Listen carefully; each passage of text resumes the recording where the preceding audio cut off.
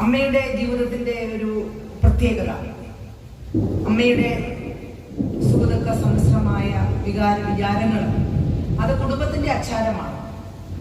നല്ല കാര്യം, മഴ പെയ്യട്ടല്ലേ.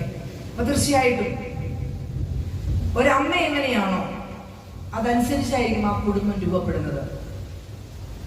അമ്മയുടെ പ്രാർത്ഥനാപരമായ ജീവിതവും സഹനവും ക്ഷമയും ശാന്തതയും പ്രത്യേക ഭാവ തരങ്ങളെല്ലാം കുടുംബത്തെ ഉയർച്ചയിലേക്കും താഴ്ചയിലേക്കും വിടും. അത് തീർച്ചയുള്ള കാര്യമാണ്.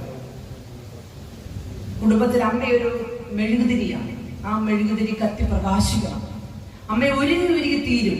നമുക്കറിയാം, മെഴുകുതിരി കത്തി പ്രകാശിക്കുന്നവർക്ക് അത് തീരുകയാണ്, ഉരുകിയിരിക്കുക. അതുപോലെ അമ്മമാർ ഉരുകി തീരുകയാണ്.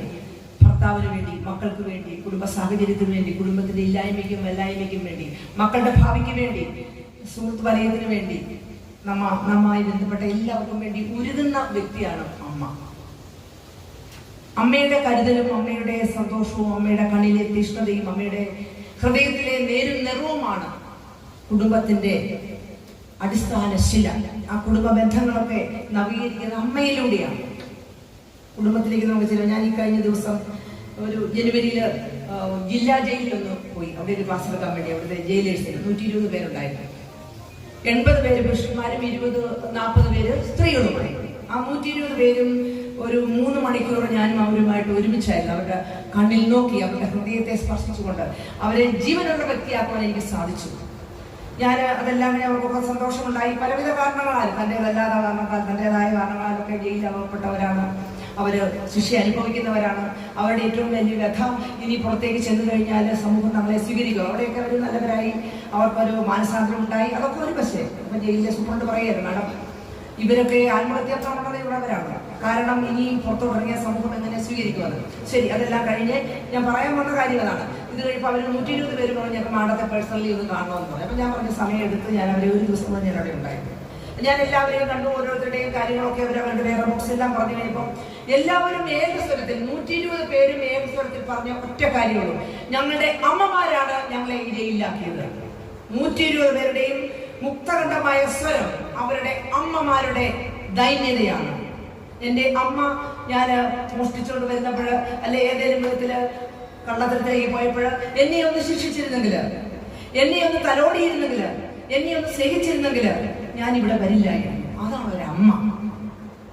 മക്കളെ പാലൂട്ടി വളർത്തുന്നതോടൊപ്പം നീതിയും നന്മയും സത്യവും സ്നേഹവും സനാതനത്വവും പറഞ്ഞു കൊടുക്കേണ്ടത് അമ്മയുടെ കർത്തവ്യമാണ്. അന്നത്തോടൊപ്പം അന്നദാതാവിനെയും വിളമ്പിക്കൊടുക്കേണ്ടത് അമ്മയുടെ ദൗത്യമാണ്. വീട്ടിലെ കുടുംബത്തിലെ പ്രശ്നങ്ങൾ, പ്രാരാബ്ധങ്ങൾ സാമ്പത്തിക മേഖലയിലാകാം, രോഗമായാം, പീഡയായിരിക്കാം, മറ്റുള്ളവരെ നമ്മളെ ഒറ്റപ്പെടുന്ന സാഹചര്യമായിട്ട് എവിടെയും ഒരമ്മ മുട്ടുകുത്തി പ്രാർത്ഥിക്കുന്ന ഭവനം എവിടെയുണ്ടോ അത് മലമേൽ പണിത ഭവനമാണ്. അതിനെ ആഞ്ഞടിക്കില്ല. ആഴത്തിന്റെ ആഴിയിൽ പോയാലും ആ കുടുംബമാകുന്ന അമ്മയുടെ ജീവിതം ചുറ്റിപ്പറ്റി ആ കപ്പല് മുങ്ങി താഴുകയില്ല. അഗ്നി അതിനെ ദംശിക്കുകയില്ല. സർപ്പദംശനമേൽക്കുകയില്ല. ആടിയുടെ ആഴത്തട്ടിൽ പോയാലും അവിടെയും ഉയർത്തെഴുന്നേൽക്കും. കാരണം പ്രാർത്ഥിക്കുന്ന അമ്മ, ചൈതന്യമുള്ള അമ്മ, ഭർത്താവിനെയും മക്കളെയും ഒരേ ചരടിൽ കോർത്തുകൊണ്ട് അവർക്ക് വേണ്ടി സകലം സഹിച്ചുകൊണ്ട് അവർക്ക് വേണ്ടി ഒരുങ്ങിയിരുത്തിരുന്ന അമ്മ എവിടെയുണ്ടോ അവിടെ കുടുംബം ഭദ്രമായിരിക്കും. മക്കൾ എവിടെയായിരിക്കട്ടെ, അവർ പഠിക്കാനും അല്ലെങ്കിൽ ഏത് കാര്യത്തിനും വിദേശത്ത് പോയിട്ട് എവിടെയാണെങ്കിലും പ്രാർത്ഥിക്കുന്ന അമ്മയുണ്ടെങ്കിൽ, പ്രിയമുള്ളവരെ, എനിക്ക് ഒത്തിരി ഒന്നും പറയാനില്ല. ഇവിടെ ഇരിക്കുന്ന അമ്മമാരുടെ 1-2 കാര്യങ്ങൾ മാത്രം. സാധ്യമെങ്കിൽ എല്ലാ ദിവസങ്ങളിലും വിശുദ്ധ കുർബാനയില് അല്ലെങ്കിൽ ശ്രീകോവിലിൽ പോയി അല്ലെങ്കിൽ അള്ളാഹുവിനെ പിടിച്ചുകൊണ്ട് നിങ്ങളുടെ ജീവിതം ആരംഭിക്കുക. എല്ലാ തടസ്സങ്ങളെയും മാറ്റും. അപരിമേയനായ ഈശ്വരന്റെ, അപരിമേയനായ അള്ളാഹുവിന്റെ, പരിശുദ്ധനായ ദൈവത്തിന്റെ ശക്തമായ കരങ്ങൾക്ക് കീഴിൽ ശാന്തതയോടെ നിൽക്കുക. അവിടെ നിന്റെ കാര്യത്തിൽ സദാ ശ്രദ്ധാലുവാണ്. നിന്റെ ഏറ്റക്കുറച്ചുകൾ എന്തായിരുന്നാലും, നിന്റെ പോരായ്മകൾ എന്തായിരുന്നാലും, നിന്റെ ദുഃഖങ്ങളും നിന്റെ പ്രശ്നങ്ങളും എന്തായിരുന്നാലും അതെല്ലാം നിനക്ക് വേണ്ടി ഏറ്റെടുത്തുകൊണ്ട് നിന്റെ കുടുംബത്തെ നന്മയുള്ളതാക്കും. നിന്റെ കുടുംബത്തില് നന്മയും സ്നേഹവും പരസ്പര വിശ്വാസവും ഉള്ള ഒരു വലിയ കൂടാരമാക്കി മാറ്റും. കുടുംബമാകുന്ന കൂടാരത്തിന്റെ അധിപ അമ്മയാണ്. നോക്കുക, അമ്മയുടെ ചലനങ്ങള്, അമ്മയുടെ വികാരങ്ങള്, അമ്മയുടെ ദൃഷ്ടി, അമ്മയുടെ മാനസിക വിഭ്രാന്തി എന്തുമായിക്കൊള്ളട്ടെ അതെല്ലാം കുടുംബത്തെ ഒരു തരത്തിലല്ലെങ്കിൽ മറ്റൊരു തരത്തിൽ സ്വാധീനിച്ചിരിക്കും. മക്കൾ വഴിപിഴച്ചു പോയാൽ അവരെ മാത്രം കുറ്റം പറഞ്ഞിട്ട് കാര്യമില്ല. അമ്മ നിഷ്കർഷിക്കുന്ന പാതയിലൂടെ ചരിക്കുന്ന മകന്റെ ശിരസിൽ കിരീടമുണ്ടായിരിക്കും. അതുപോലെ അമ്മയെ ബഹുമാനിക്കുന്ന മക്കൾ എവിടെയുണ്ടോ, ഭാര്യയെ സ്നേഹിക്കുകയും വിശ്വസിക്കുകയും ചെയ്യുന്ന ഭർത്താവ് എവിടെയുണ്ടോ, ആ കുടുംബം ശക്തിയുള്ളതായിരിക്കും. അതിനെ ആർക്കും അധമവികാരത്തിലൂടെ വിഘടിക്കുവാൻ സാധിക്കുകയില്ല. നാം ഓരോരുത്തരും അമ്മമാരാണ്. മക്കൾക്ക് വേണ്ടി പ്രാർത്ഥിക്കുവാൻ, ഉപവസിക്കുവാൻ, എന്തെങ്കിലും പ്രശ്നങ്ങളൊക്കെ വീട്ടിലുണ്ടാകട്ടെ, അല്ലെങ്കിൽ മക്കളുടെ പരീക്ഷയാകട്ടെ, അവർ വിദേശ രാജ്യത്ത് പോകട്ടെ, ഭർത്താവിന്റെ അസുഖമാകട്ടെ, സാമ്പത്തിക മേഖലയിലുള്ള തകർച്ചയാകട്ടെ, എന്തിനേയും നേരിടാനുള്ള ശക്തിയുള്ള ഒരു ആയുധം മക്കളെ നൊന്ത് പ്രസവിച്ച അമ്മയെ നിന്റെ കയ്യിലുണ്ട്. അതാണ് വിശ്വാസവും പ്രാർത്ഥനയും ഉപവാസവും. അത് നമ്മൾ കൈമുതലാക്കുക. ജീവിതത്തിലെ എല്ലാ പ്രശ്നങ്ങളും താനെ അലിയുന്നതായി കാണാൻ സാധിക്കും. താൻ വരുമയോടെ ഒരമ്മ പ്രവർത്തിച്ചാൽ, ജീവിത പങ്കാളിയോട് വിശ്വസ്തത ഇല്ലാതെ ഇരുന്നാൽ, ഭർത്താവിനെ അനുസരിക്കാതെയും മക്കളെ ചേർത്ത് പിടിക്കാതിരിക്കുന്ന ഒരമ്മയുണ്ടെങ്കിൽ ആ കുടുംബം അമ്മയെ പരാജയമായിരിക്കും. താങ്ങും തണലുമായി നിൽക്കേണ്ടതെന്നും അമ്മയാണ്. അമ്മ എന്ന ഒരു ശക്തിയാണ്. അമ്മയില്ലാത്തൊരു വീട്ടിലേക്ക് കടന്നു ചെല്ലാൻ സാധിക്കത്തില്ല. ഞാനിപ്പോൾ എൻ്റെ അമ്മയോട് അമ്മയില്ല. അതുകൊണ്ട് നമുക്ക് ആ ശൂന്യത ഒരിക്കലും നമ്മുടെ മരണം വരെയും അത് മാറില്ല. അതുപോലെ തന്നെയാണ് അപ്പനും അമ്മയും ഒരുപോലെ തന്നെ.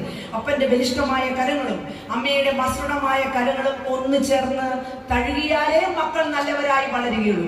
സ്വഭാവശുദ്ധിയുള്ളവരായ മക്കളെ കിട്ടണമെങ്കിൽ, തലമുറകൾ ധന്യമാകണമെങ്കിൽ, തലമുറകൾ അനുഗ്രഹമായി മാറണമെങ്കിൽ അമ്മ എന്ന സത്യം, അമ്മ എന്ന നീതി, അമ്മ എന്ന ചിരപുരാതനമായ ഐശ്വര്യത്തിന്റെ ഉറവിടം സർവസ്വവും ഖനിച്ചുകൊണ്ട് എല്ലാവർക്കും വേണ്ടി ഉരുകിത്തീരുവാൻ, അതോടൊപ്പം സ്വന്തം ആത്മീയതയും സ്വന്തം സത്വവും നാം കാത്തു സൂക്ഷിക്കണം.